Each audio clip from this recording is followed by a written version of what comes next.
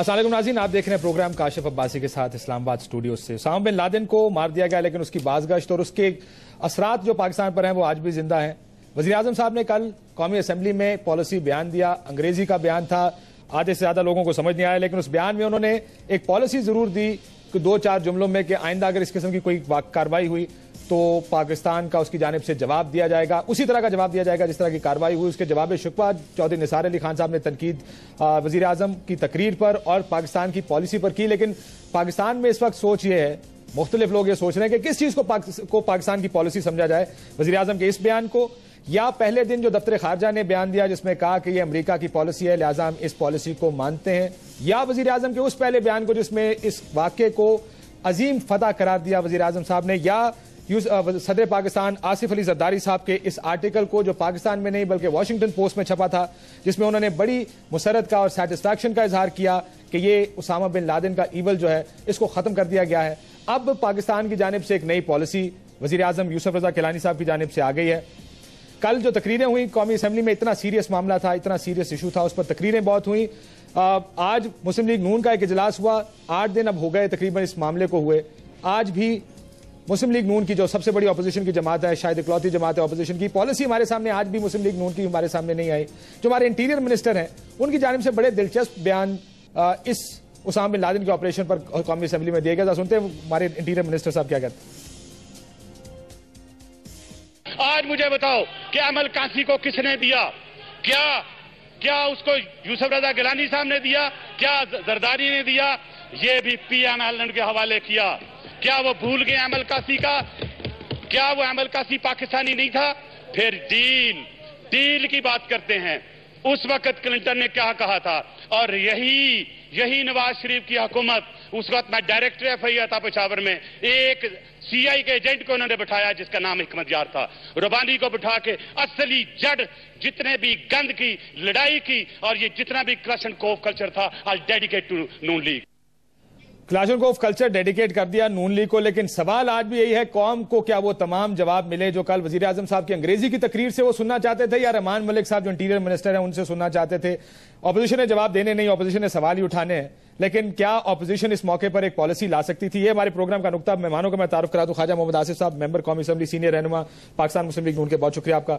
कमर जमान कायरा साहब, सेक्रेटरी इत्तलात भी हैं, मेंबर कौमी असम्बली पाकिस्तान पीपल्स पार्टी, आगे मिनिस्टर भी होने वाले शायद। कायरा साहब बहुत शुक्रिया आपका भी। अंसार अब्बासी साहब, एडिटर इन्वेस्टिगेशन द न्यूज के, आपका भी बहुत शुक्रिया। खालिद साहब, जवाब मिले आपको कल वजीर आजम साहब की तकरीर में? इसमें मैं ऐड करता चलूं कि हमारे तमाम तर जवाबों के बावजूद जो वजीर आजम साहब ने तकरीर की, जो स्टेट डिपार्टमेंट की जानिब से कल कहा गया, आज यानी कल लेट नाइट वजीर आजम की स्पीच के बाद, वो एम्बेसडर मंटर ने जो कहा जियो के ऊपर रात को, वो भी सुना, लेकिन वो रिकॉर्डेड पहले से। देखिए, जियो का जो है वो पहले से रिकॉर्ड। मैं तो वजीर आजम की तकरीर के ऊपर कोट कर रहे हैं कि वजीर आजम ने कहा कि आइंदा ऐसा कोई मामला हुआ तो हम उसका बराबर जवाब देंगे, पाकिस्तान उसी तरीके से उसको पाकिस्तान पर, हमने ये इन अल्फाज में नहीं कहा लेकिन उन्होंने कहा जवाब दिया जाएगा। उन्होंने कहा भाई इंटेलिजेंस अगर हमें मिली कोई ऐसा आदमी के खिलाफ जो हजारों अमरीकियों की मौत का बायस हुआ, we are going to take action and feel it's within our right to do so. कि हम फिर भी एक्शन लेंगे और we think it's our right, यानी हमारा राइट है कि हम इस तरह का एक्शन लें। तो हमारी पॉलिसी क्या होगी इसके ऊपर? कोई पॉलिसी बयान इस किस्म का हमारे सामने है कि हम तैयार हैं इस काम मामले के लिए? खालिद साहब जी शुक्रिया काशिफ। मेरा नहीं ख्याल कि कल वज़ीर आज़म साहब की तकरीर से किसी भी कौम के ज़हनों में जो सवाल उठ रहे हैं उसका किसी का भी जवाब जो है, मेरा ख्याल है उनको प्रिपेयर टेक्स्ट दिया गया था जो उन्होंने पढ़ के वहाँ पे सुना दिया, और उसमें हो सकता है उनको खुद भी जो है इस बात का पता ना हो कि मैं पॉलिसी दे रहा हूँ या नहीं दे रहा। मैं एक बात जो आपने वॉशिंगटन पोस्ट का जो हवाला दिया है, मैं उसमें आपको वो पर्टिकुलर पढ़ के सुनाता हूँ, या आप वो दे दें, मैं वो उससे पढ़ के सुना देता हूँ। सेकंड पैराग्राफ में लिखा ये इसमें जो मेन बात जो है ना, जो मुबारकबाद दी है प्रेसिडेंट साहब ने, दूसरे दिन ही मुबारकबाद जो है अमरीकनों को दी है। उन्होंने कहा my government endorses the words of president Obama and appreciates the credit he gave us Sunday night for the successful operation in Khyber Pakhtunkhwa. We also applaud and endorse the words of Secretary of State Hillary Clinton that we must press forward bolstering our partnership, strengthening our networks, investing in positive vision. यही मैं जो उर्दू में translation कर दूं कि उन्होंने president Obama को आसिफ जरदारी साहब ने मुबारकबाद दी है और अप्रिसिएट किया है जो कुछ उन्होंने किया पाकिस्तान के साथ 1 मई की रात को, और जो सक्सेसफुल ऑपरेशन पख्तूनख्वा में किया है उनको, उसको उन्होंने अप्रिसिएट करते हुए उनको मुबारकबाद दी है। और साथ कहा है कि वी अपलॉड, अपलॉड का मतलब है तालियां बजाना, ताड़ी मारना, और एंडोर्स यानी उसको बैक करना, उसको एंडोर्स करना, उसको सपोर्ट करना, उसकी हमायत करना। The words of secretary of state Hillary Clinton.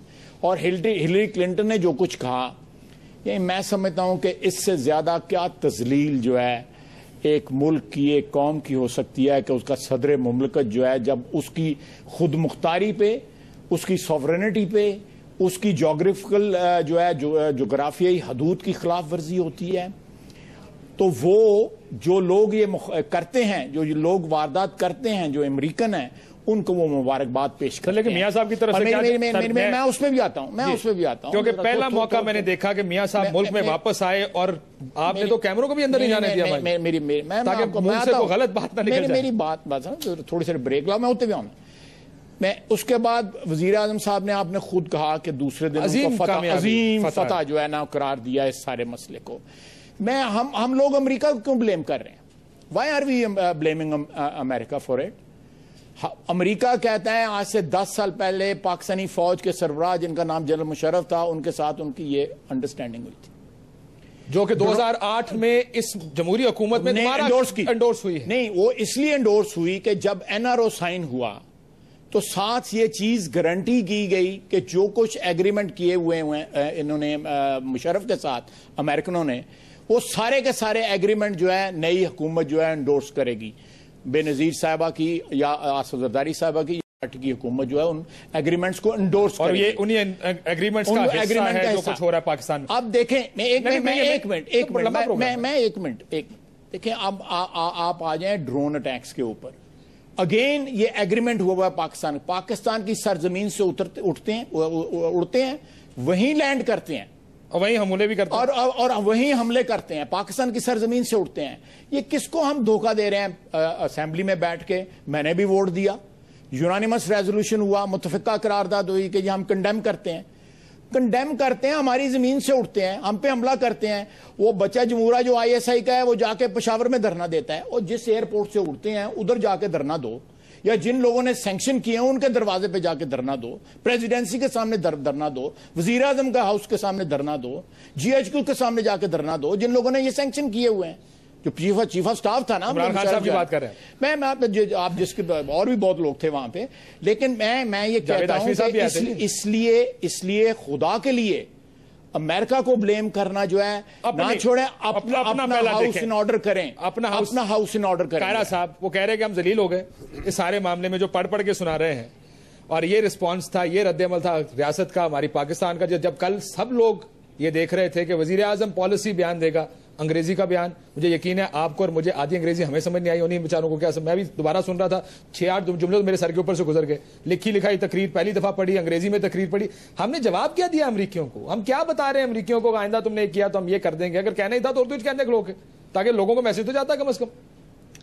वैसे पहली बात तो यह है कि अगर आप ये समझते हैं कि अमरीकियों को सुनाना था तो फिर उनकी जबान में सुनाना जरूरी था, लिहाजा उनको अगर मुश्किल भी अंग्रेजी थी तो उनको समझ आती। तो अमरीकियों को एतमाद में लिया ना, फिर ये तो ना कहते कि कौम को एतमाद में ले रहे हैं, कहते हैं अमरीकियों को एतमाद में लिया नहीं। आपने एक बात की, मैंने उस बात की को थोड़ा सा आगे बढ़ाया। अब मैं असल मौजू पे आता हूँ। असेंबली के अंदर भी कल काफी डिबेट हुई, जो निसार साहब ने भी 2 दफा तकरीर की और काफी दफा उन्होंने रिपीट की बहुत सारी चीजें। खैर उनकी अपनी मामूल है चीजों को रिपीट करने का। काशिफ साहब, एक इंसिडेंट हुआ जो बहुत पाकिस्तान की सॉवरेनिटी के हवाले से, पाकिस्तान के तहफ़्फ़ुज़ात के हवाले से, हमारी सिक्योरिटी एजेंसीज के हवाले से कौम के तहफ़्फ़ुज़ात हैं। इस पूरे एस्पेक्ट के 2 पहलू हैं, जिसको ख्वाजा साहब ने इंटरप्रेट किया। मैं इतनी अंग्रेजी अच्छी ख्वाजा साहब की तरह तो नहीं पढ़ सकता, लेकिन मैं भी कुछ चलो ABC स्कूल में पढ़ा हूं। इसके 2 पहलू हैं इस वाक़े के। एक पहलू यह है कि उसामा बिन लादेन मारा गया। उसामा बिन लादेन कौन था? वो पाकिस्तान का दोस्त था। क्या इस खित्ते के अंदर जिस वक्त दहशतगर्दी की जो वेव है, जो सारा अजाब फैला हुआ है, ये जो खुदकुश हमले हैं, ये जो अफगानिस्तान के अंदर, पाकिस्तान के अंदर, इस रीजन के अंदर, दुनिया भर के अंदर एक नेटवर्क फैला है, वो उसका मूजब था।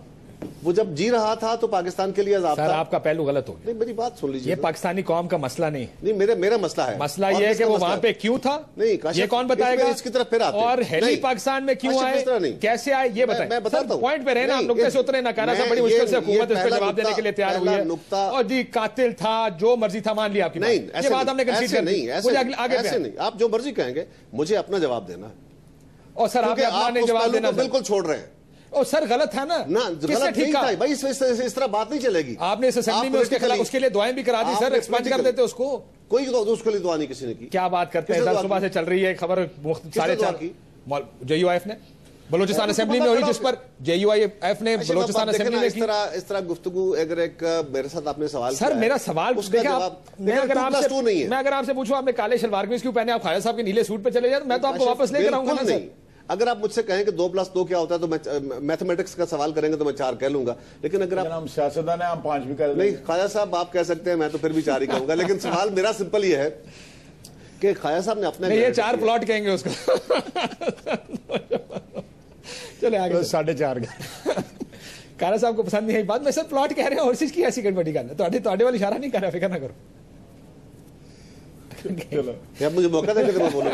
अगर आपने तमस्कर उड़ाना है तो फिर उड़ा ले। चले सर जी, मैंने नुक्ते पे आए ना सर। काशिफ बात देखिए लोग, अब आपको कारा साहब, आप तर्जुमान है पार्टी के, लोग सुन रहे हैं, लोग कह रहे हैं मुझे 2 सवालों का जवाब दे दें कि मैं आप फिर जाएंगे उसामा ने क्या किया, 4000 अमरीकी मारे, 50,000 पाकिस्तानी मारे। सर वो सारे हम जानते हैं, ये बताएं कि वो वहां पे कैसे था, ये कौन बताएगा हमें? आपकी हुकूमत तो हमें जवाब देगी ना, जो मसाइल, जो बड़े सवाल हैं। दूसरा यह कि वो हेली पाकिस्तान में आए अनडिटेक्टेड, कार्रवाई करके चले गए, हमें क्यों पता नहीं चला? भाई इन दोनों को जवाब दे दें। अब मुझे मौका दें, अब मुझे थोड़ी देर बर्दाश्त कर ले, थोड़ा सा। मुझे पता है कि आपको वो बात पसंद नहीं आ रही मेरी। असली तौर पे काशिफ इसके दोनों पहलुओं का जायजा लेने की जरूरत है। ओसामा बिन लादेन पाकिस्तान में क्यों था? ओसामा बिन लादेन का नेटवर्क पाकिस्तान में क्यों था? इसी एजेंसीज ने, इसी फौज ने, इसी हुकूमत ने उन्हीं के नेटवर्क के सैकड़ों हजारों लोग मारे हैं, पकड़े गए।